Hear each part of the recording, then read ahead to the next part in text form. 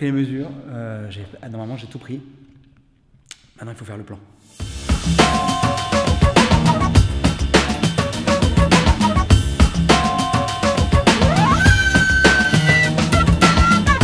Ok, en fait, avant d'aller plus loin, il faut que je vous explique un truc. Dans mon appart, il y a des choses que je suis obligé d'avoir. C'est un canapé, mon bureau et une télé. Le bureau et la télé, c'est des choses qui ont besoin d'électricité, donc ça va être collé à ce mur. Et le canapé, il est forcément en face de la télé. Donc soit la télé, je la mets là, et le canapé, je le mets en position 1, soit la télé, je la mets là, et le canapé, je le mets en position 2. Le problème de la position 1, c'est qu'elle va bloquer les rayons lumineux, puisque c'est juste devant la fenêtre, et il n'y a qu'une seule fenêtre dans cette pièce. Et en plus de ça, je trouve que quand on rentre dans le salon, se retrouver avec un dos de canapé, c'est pas très accueillant. Donc je suis obligé de mettre le canapé en position 2. Et donc, la télé, elle va là, le bureau, il va là, et le canapé, il va en position 2. Et c'est seulement à partir de ça que je peux construire le reste.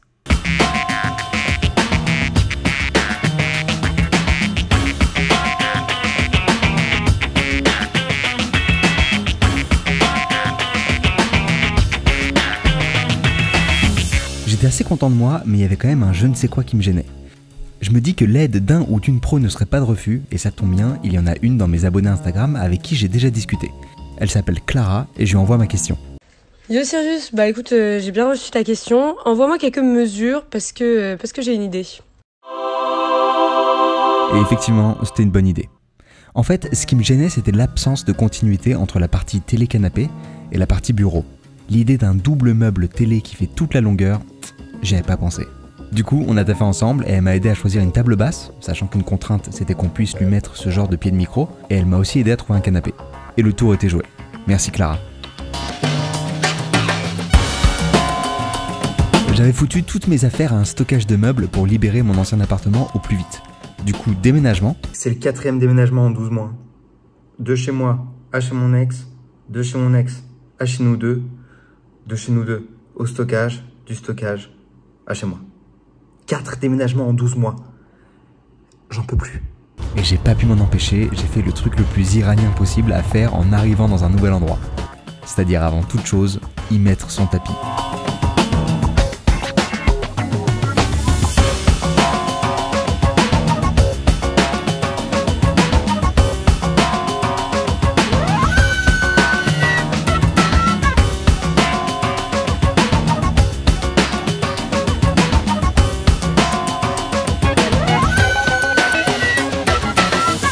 La télé est tellement fat, j'ai dû prendre un reporter de guerre pour m'aider à la soulever. Je m'appelle Charles Villa, je suis grand reporter pour le Média Brut. Merci mon pote Charles.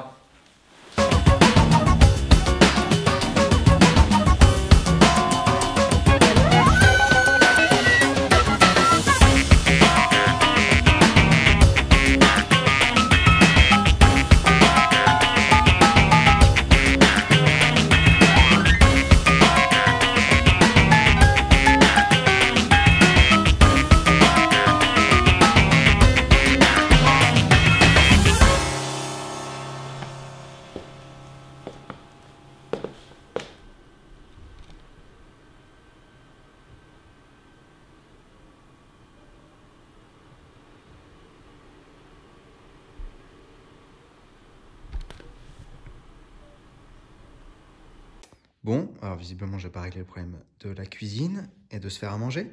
Petite vidéo, première vidéo en fait que je vais tourner dans l'appart. Voilà, petite lumière, petit micro et on est parti. Hein.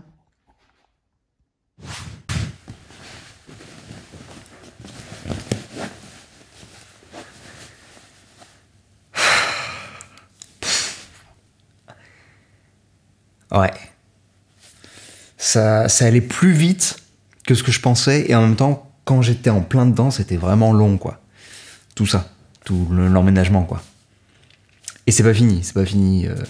Je vous ferai, je pense, une ultime vidéo quand vraiment j'aurai reçu tous les meubles, quand j'aurai peaufiné la déco, ce genre de truc, quoi. C'est pas forcément évident, en fait, de rentrer dans un espace qui est vide et de réussir à se l'approprier. Et en fait, j'ai certains potes qui me disent, mec, je sais pas comment tu fais pour arriver à te projeter dans un espace vide comme ça. Et j'ai aussi plein de potes qui m'ont dit, mec, c'est trop cool ce que t'as réussi à faire de cet appart, etc. Ta déco elle défonce, voilà. Et en fait, je me dis que c'est peut-être l'occasion, à travers cette vidéo, de vous donner peut-être quelques conseils en fait. Quelques conseils là-dedans, puisque c'est des choses qui, moi, me plaisent, qui me paraissent pas évidentes, mais en tout cas assez naturelles, et qui apparemment le sont pas. Donc je me dis que ça peut vous être utile. Et c'est des choses qui sont notamment très importantes pour se sentir bien chez soi. Et c'est pas évident, en fait, comme feeling, de se sentir bien chez soi. C'est pas facile. Le premier truc dont je veux vous parler, c'est que il y a quelques années maintenant, j'ai eu un vrai déclic. Et ça m'a fait penser à une de mes vidéos préférées. C'est une interview de Steve Jobs, dans laquelle il dit ça. Once you discover one simple fact, and that is everything around you that you call life was made up by people that were no smarter than you. And you can change it. You can influence it. You can build your own things that other people can use. I think that's very important. And however you learn that, once you learn it, you'll want to change life and make it better because it's kind of messed up in a lot of ways. Once you learn that, you'll never be the same again. Eh ben, c'est vrai pour la vie et c'est aussi vrai pour les appartements. En fait, je me souviens qu'avant, à une certaine époque de ma vie, quand je rentrais dans un appart, en tant que locataire évidemment, j'étais, je me faisais un peu petit quoi. J'avais pas trop envie de modifier des choses, j'avais pas envie de perdre ma caution, j'avais peur de plein de choses, et donc en fait, je me restreignais énormément. Et pour moi, genre, l'espace était tel quel. Souvent, c'était meublé. L'espace, c'était comme ça, fallait faire avec, et donc fallait faire avec ce qu'on me donnait. Et il y a quelques années, j'ai commencé à déconstruire un petit peu ça. Et en fait, quand je rentre dans un espace, dire ok, qu'est-ce qui me plaît, qu'est-ce qui me plaît pas, et qu'est-ce que je peux changer, même s'il est meublé. En fait, par exemple, je suis rentré dans les apparts où genre les meubles me plaisaient pas. Et ben, je réfléchissais à voir si j'avais la possibilité de virer ces meubles-là à un endroit que j'avais, ou chez des potes, ou mon ancienne chambre d'ado chez mes parents, etc., etc. Un endroit où j'étais sûr de pouvoir les récupérer à la fin dans le même état. Des fois, l'appartement venait avec une cave, donc c'était encore plus facile. Et donc en fait, en faisant ça, j'arrivais déjà à sortir de l'appartement les choses qui me plaisaient pas et à garder ce qui me plaisait. Et donc du coup, je pouvais remplacer les choses qui me manquaient par des choses qui me plaisaient encore plus, puisque c'est des choses que j'avais vraiment pleinement choisies. Mais en tout cas, pour moi, dans surtout mes années étudiantes, etc., c'était une question d'esthétisme et que tout aille ensemble. Parce que je me retrouvais avec des apparts où vraiment rien n'allait ensemble, quoi. Et je peux comprendre, c'est-à-dire que le proprio, il a son appartement et genre il a acheté cet appart, il veut le mettre en location, il se dit bon, vas-y, je vais le meubler, et il chope quelques meubles qu'il a, quelques trucs qu'il trouve, et paf, ça fait un meublé, tu vois. Mais c'est assez rare, en fait, les meublés qui sont vraiment beaux, quoi. Et donc ça vaut pour les meubles, mais ça vaut pour tout. Ça vaut pour, je sais pas, un truc qui vous déplaît dans la salle de bain, le rideau de douche, ou vous aimez pas le rideau de douche, vous voulez plutôt un paravent. En fait, il y a plein de petits trucs qui... faut bien voir les règles de votre contrat, mais il y a plein de petits trucs que vous pouvez changer sans être propriétaire et sans nuire à l'appartement. Mais c'est vraiment, j'insiste sur ce truc de déclic, parce que c'est vraiment une manière de penser, quoi. C'est vraiment genre, je rentre dans cet appartement, je fais ok, donc cet appartement me plaisait globalement. Ok, maintenant, qu'est-ce qui me plaît pas? Et qu'est-ce qui me plaît? Et qu'est-ce que je veux changer? Et l'idée, c'est de faire ce que vous voulez, tant que vous le rendez dans le même état. Par exemple, j'ai des appliques murales, il est possible que je les change, que je les améliore, mais quand je repartirai, je remettrai les anciennes appliques. Mais au moins, pendant que j'étais là, je me serais fait kiffer avec des appliques murales que je trouve trop belles, quoi. Et c'est un investissement parce que je vais les garder, ces appliques murales, pour mon prochain appart. Mon deuxième conseil, c'est vraiment d'intellectualiser les choses au maximum. Alors c'est marrant parce que souvent c'est un truc qu'on dit de pas faire, genre arrête d'intellectualiser. Non, là vraiment, moi je conseille d'intellectualiser de ouf. Le risque, c'est que vous arriviez dans l'endroit et que, je sais pas, donc soit il est déjà meublé, soit il est pas meublé, mais que il y a un meuble qui se retrouve à un endroit et que tout se fasse en fonction de ce truc-là et que vous ayez pas choisi en fait l'aménagement de votre appart. Je me souviens, j'avais un pote, dans sa famille, ils changeaient l'aménagement de leur appartement, genre tous les 6 mois, je crois, tous les 6 mois, tous les 1 an, ils changeaient l'aménagement, totalement. À l'époque, je trouvais ça hyper cool, hyper stylé, parce que ça permet de garder le cerveau en éveil, etc., machin. Mais en fait, aujourd'hui, avec du recul, je trouve que ça n'a aucun sens. Ça n'a aucun sens, parce qu'un bon aménagement, il n'y en a qu'un seul, en fait. Un bon aménagement qui vous ressemble, il n'y en a qu'un. Il n'y a pas le choix en fait. Je dis pas forcément de prendre un plan, etc. Mais quand vous intellectualisez le truc et vous réfléchissez au truc, normalement, il n'y a pas le choix. C'est-à-dire que peut-être au début, il y a un choix. On peut faire ci, ça, ou alors on peut faire ci, ça. Mais en fait, au final, quand vous développez les deux scénarios, il y en a un des deux qui apparaît évidemment comme plus souhaitable, plus agréable, qui vous ressemble plus que l'autre. Et c'est une transition avec le troisième point. Je dis qu'il vous ressemble plus que l'autre parce que dans se sentir chez soi, il y a soi. C'est hyper important de se connaître et de connaître ses habitudes pour faire un chez soi qui vous ressemble. Je vais vous donner un exemple tout bête. Dans l'entrée, il y a un couloir et souvent, quand je rentre, en fait, j'ai envie de... C'était mon reflet dans la vitre. Et je me suis dit, qu'est-ce que c'est que ça? C'est moi? Yes. Désolé, c'est un espace que je maîtrise pas encore. Quand je rentre dans l'appartement, j'ai envie de poser mes clés, ok, dans un endroit. Et j'ai envie de les poser direct, en fait. Je sais pas pourquoi, parce que je les ai à la main, j'ouvre le truc, j'ai envie de les poser. Et il n'y a aucun endroit pour les poser, en fait, dans l'entrée. Qu'est-ce que je fais? Je les fous par terre.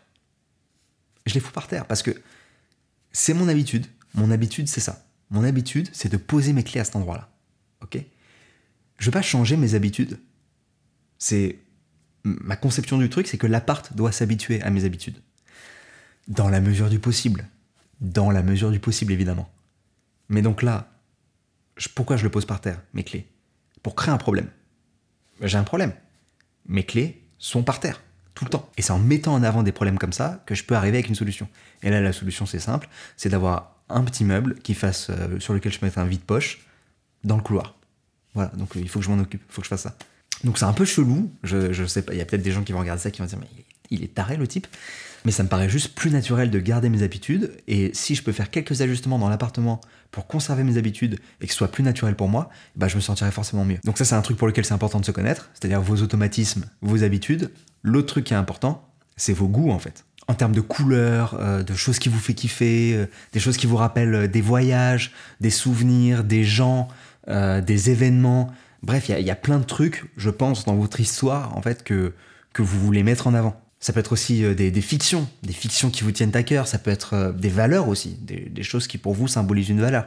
Donc en fait, n'importe quoi qui pour vous est important, j'avoue, je trouve ça bien de le mettre en avant et de lui donner une forme, un truc concret. Donc moi, ça se traduit dans ma bibliothèque par des petits objets, etc. Mais ça peut être un truc affiché au mur, ça peut être... Après, encore une fois, c'est très personnel, mais dans ce truc de comment se sentir bien chez soi, je trouve que tout de suite, ça permet de résonner dans l'espace. Pour moi, c'était les 3 conseils les plus importants, c'est-à-dire avoir ce déclic de j'ai un impact sur l'espace autour de moi et je peux le changer, je suis pas obligé de le prendre tel quel, je peux me débrouiller, même s'il est meublé, etc., je peux me démerder. Intellectualiser les choses, faire des choix, tout doit avoir une raison, se connaître soi-même, que ce soit au niveau des habitudes ou que ce soit au niveau des goûts. C'était les trucs les plus importants pour moi en termes de comment être bien chez soi. Je vais pas vous parler de mettre des plantes, essayer d'augmenter la luminosité, fluidifier les passages entre les espaces. C'est marrant parce que mon appart, pas celui d'avant, mais celui encore d'avant, il faisait 13 mètres carrés.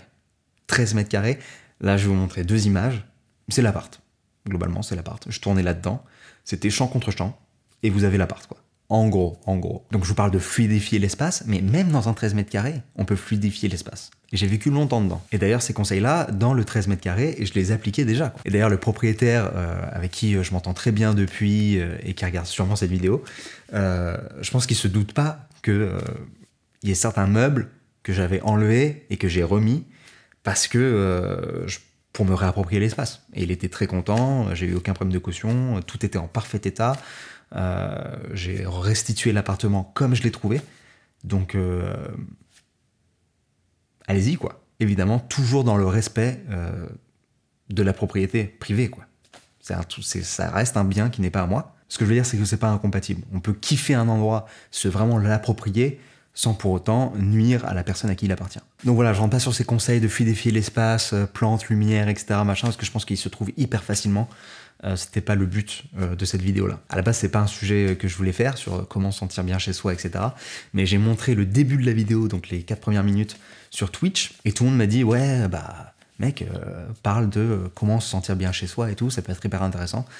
Donc voilà. J'espère que ça vous a plu du coup, et si ça vous a pas plu, c'est à cause des gens sur Twitch. En tout cas, j'ai été extrêmement touché par tous vos commentaires sur la dernière vidéo et tous les messages que j'ai reçus de manière générale. J'ai beaucoup de chance de vous avoir en fait, d'avoir une communauté. Quand on traverse ça, le fait d'avoir une communauté, d'avoir des gens comme ça, à qui je peux parler, avec qui on échange des choses, c'est hyper fort. Donc je suis conscient, sachez que voilà, je suis conscient de cette chance, que je vous en remercie, et que j'ai une énorme gratitude. Voilà, sachez-le, je le ressens. Je sais aussi évidemment que c'est bien plus dur pour plein d'autres personnes qui vivent des choses encore plus compliquées, même dans le même cadre, hein, c'est-à-dire rupture, etc., mais qui mettent beaucoup plus de temps à trouver un appart, qui ont en plus d'autres problèmes, par exemple des problèmes financiers, des problèmes de santé, etc. Moi je touche du bois, j'ai pas eu ça. Donc voilà, si vous faites partie de ces personnes, je vous envoie tout mon soutien, et j'espère que tout va s'arranger le plus vite possible. Voilà, on se retrouve la semaine prochaine pour une vidéo qui n'aura rien à voir avec l'emménagement, tout ça, etc. On va parler de totalement autre chose. La vidéo aussi d'après, on va parler totalement d'autre chose. Et peut-être que je reparlerai de l'appartement parce qu'il aura avancé. J'espère, j'aurai fini. La semaine encore d'après. Voilà.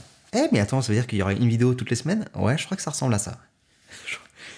Est-ce que je viens de m'engager? Peut-être. Merci beaucoup. Love, peace. Ciao.